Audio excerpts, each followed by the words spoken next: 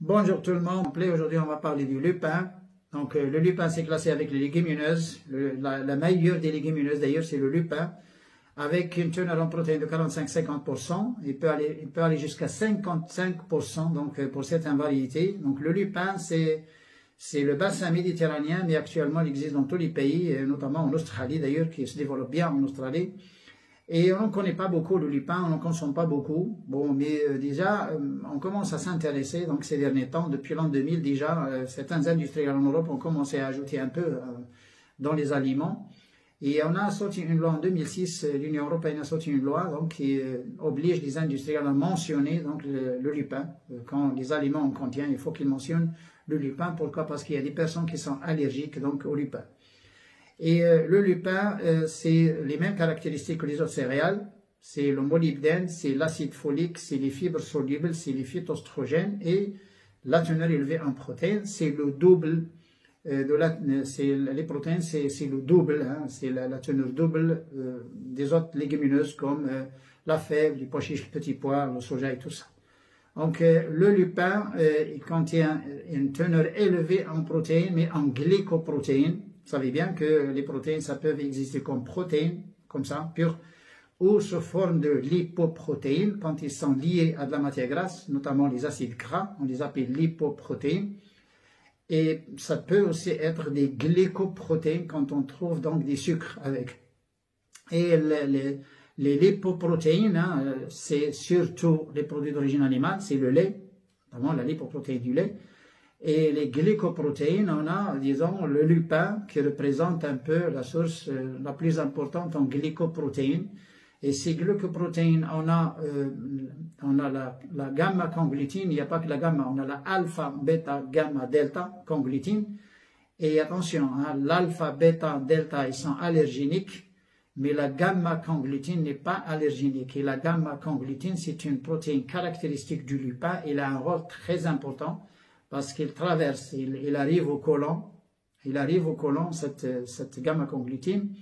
Et c'est un stimulateur de l'insuline. Donc, il stimule l'insuline et on a même des travaux de recherche qui ont été réalisés en Australie. Parce que, vous savez, le lupin, ça se développe bien en Australie. Et on a des chercheurs australiens en extrait, donc des choses, ont préparé des extraits de lupin qu'ils ont donnés donc aux diabétiques. Ils ont observé que la teneur dans la dose d'insuline est diminuée, même de 50%. Donc, les personnes donc, qui ont pris donc l'extrait de lupin. Et si les nutritionnistes et les diététiciens du monde, d'ailleurs, évitent aux diabétiques les légumineuses, attention, le lupin, c'est recommandé pour les diabétiques. Vous voyez, donc Dieu a bien fait les choses.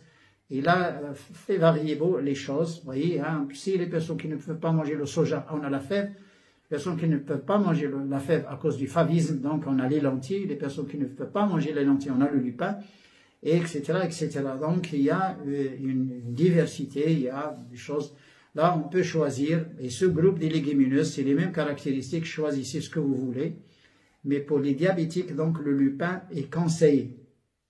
Même le lupin amer, si on peut consommer un peu, parce que la consommation modérée, elle est toxique. Mais la consommation modérée, donc, ne peut pas quand même arriver à une teneur létale en toxique. Et là, le lupin, de toute façon, le lupin d'eau actuellement, il existe par le monde, donc ce n'est pas la peine d'aller chercher le lupin amer. Et ce lupin, vous savez, cette gamma-conglutine, c'est une caractéristique du lupin, parce que chaque aliment a un secret. Ça c'est extraordinaire. Et cette teneur élevée en protéines, qui le distingue des autres légumineuses, on a aussi une distinction. Il est entre le soja et les autres légumineuses, parce que les autres légumineuses comme les pois chiches, petits pois, fèves, lentilles, tout ça, il n'y a pas de matière grasse. Donc le soja, c'est 20 à 25% de matière grasse, il y a une huile. Et le lupin, c'est entre les deux, avec 10-15% de matière grasse. Donc, il a une bonne teneur en oméga 3.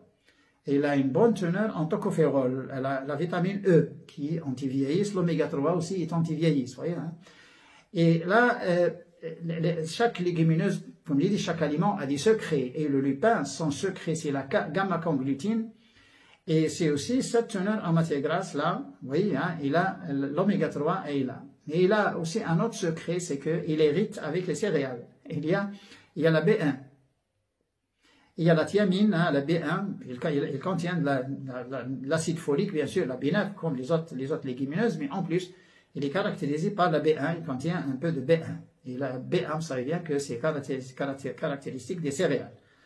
Et les fibres, bien sûr, c'est les mêmes fibres. Enfin, on a remarqué qu'il contient aussi l'isoflavone. L'isoflavone, ça se trouve chez le soja, mais c'est une teneur un peu modérée, hein, comparée au soja, il n'y en a pas beaucoup. Il y a aussi même l'acide uricique du colza, l'acide uricique c'est toxique, mais c'est une teneur moindre, donc il n'arrive pas à un niveau quand même gênant. Et on a certains alcaloïdes. Ces alcaloïdes, on a la lupanine, hein, ces alcaloïdes qui existent. Les alcaloïdes existent dans tous les aliments. Et chaque aliment a ses alcaloïdes. Hein, ses flavonoïdes, ses polyphénols, ses alcaloïdes, ses lectines et tout ça. Donc le lupin, il y a des lectines, comme les légumineuses. Il contient des lectines. Et les gens qui sont allergiques à l'arachide, il ne faut pas qu'ils mangent le lupin. Ils ont la même allergie. Donc, les gens qui sont allergiques aux arachides, ils sont allergiques au lupin. Attention, il est allergénique. Mais ces conglitines, hein, on a l'alpha, bêta, gamma, delta, et il y a l'alpha, bêta et delta qui sont des allergies.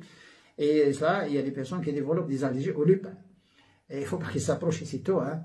Donc, mais sinon, ça reste un aliment, un très bon aliment, riche en protéines. Vous savez bien que quand on a un aliment riche en protéines, donc le lupin, il est très riche, parce que quand on dit riche, c'est un peu la teneur qui se trouve dans l'œuf, dans la viande, dans le poisson, etc.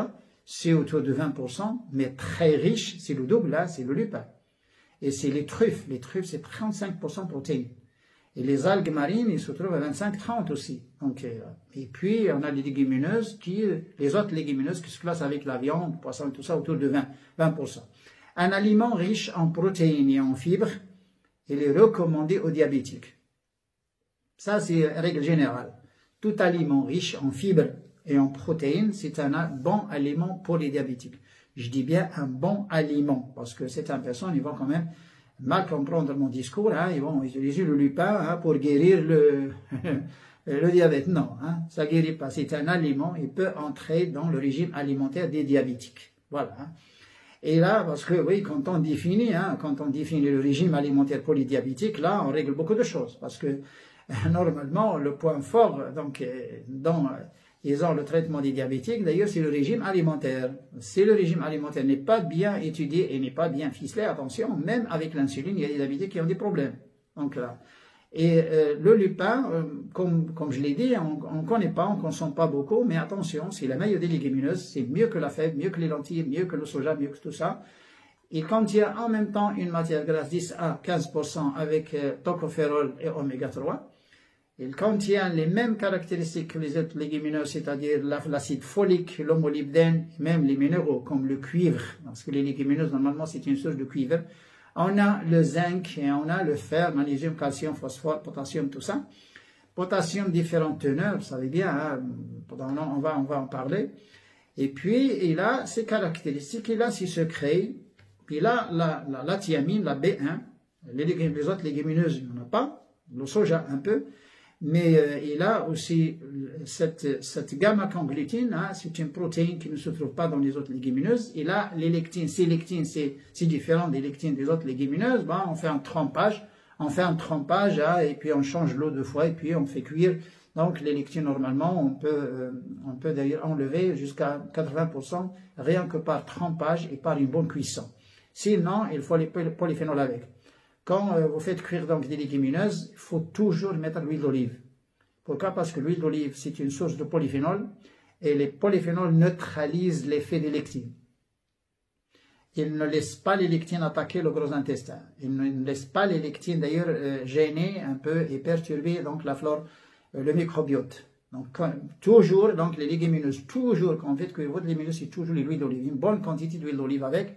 Et puis les graines, mettez les graines aussi, hein. L'ail, pourquoi? Parce qu'il y a des flavonoïdes dans l'ail, il y a des polyphénols et des flavonoïdes dans l'ail. L'ail, l'huile d'olive et puis les graines comme la fenugrec, comme le lin, hein. Mettez ces graines et l'ail, mettez l'huile d'olive. Et puis là, vous n'aurez pas de problème. Pourquoi? Parce que tout le monde se plaint des gaz. Donc oui, c'est sûr. Pourquoi? Parce qu'il y a des acides aminés soufrés, il y a des acides soufrés, et puis il y a des fermentations. De toute façon, quand on a les acides aminés soufrés, ça dégage de l'H2S. L'H2S, vous voyez, c'est les mauvaises odeurs. Hein.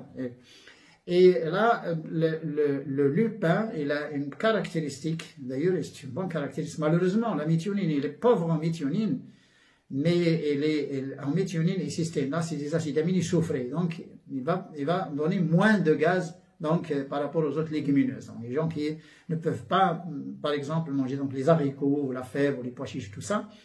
D'ailleurs, les pois chiches, donc, c'est une teneur élevée, d'ailleurs, en acides aminés soufrés. Hein. Et le lupin, donc, il n'y en a pas beaucoup. Ces acides aminés soufrés, il n'y en a pas beaucoup. Donc, là c'est très important. Donc, à part cette allergie, disons, et sélectine, c'est un très bon aliment, c'est un excellent aliment, avec une teneur en protéines 45-50%, et avec la gamma-conglutine, la protéine qui traverse et qui va jusqu'au côlon, qui stimule l'insuline. Quand on stimule l'insuline, donc on n'a aucun problème. Quand l'insuline est bloquée, là, actuellement, il y a des personnes qui ont un problème avec l'insuline qui n'entre pas dans la cellule, ce qu'on appelle donc la résistance à l'insuline, actuellement, qui est un problème. Plus de 70% des personnes qui ont des problèmes avec donc, la glycémie, c'est surtout la résistance donc, à cette insuline, et ça, c'est là le problème. Et pourquoi? Parce qu'il y a un système de blocage, tout simplement, et un système de blocage est dû au régime alimentaire, donc il faut quand même bien, disons, étudier et bien choisir son régime alimentaire, bien l'organiser, bien sûr, et il faut connaître les choses. Et là, ce programme, disons, sain et complet, ce programme-là, on veut apprendre aux gens un peu de science alimentaire. Quand ils connaissent les caractéristiques de chaque aliment, ils vont choisir eux-mêmes. Donc, c'est automatique et c'est facile. Et pourquoi pas? C'est une culture au moins. Ça reste comme une culture. Donc, le lupin, retenez, c'est pas bien connu. Pas tellement connu, vous voyez, on n'en mange pas, et surtout en Europe, même les pays méditerranéens, on n'en mange pas beaucoup. C'était cultivé les années 50-60, on avait le lupin dans les pays maghrébins, maintenant on n'a plus ce lupin, très peu. Ça se redéveloppe maintenant, surtout au Maroc, on va redévelopper la culture du lupin, parce qu'on avait le lupin avant, et on le cultivait pour les animaux, et il est toxique pour les animaux, malheureusement, il est toxique pour les animaux. Parce qu'il y a des alcaloïdes là, qui provoquent des diarrhées et des problèmes donc chez les animaux. Et là, le lupin doux, hein, qu'on a sorti maintenant, c'est tout le lupin doux cultivé en Australie, même c'est un pays d'Europe. Et le lupin, il est bon, hein, c'est un très bon aliment, il est mieux que les haricots, il est mieux que le soja, il est mieux que la fève, le pois chiche et les lentilles et tout ça, mieux que toutes les légumineuses. Mais on ne connaît pas, voilà. Et cette culture alimentaire, il y a des gens qui n'ont plus cette culture, vous voyez, ils connaissent les gens à travers la télévision, quand ils voient une publicité, et puis là, ils connaissent la chose.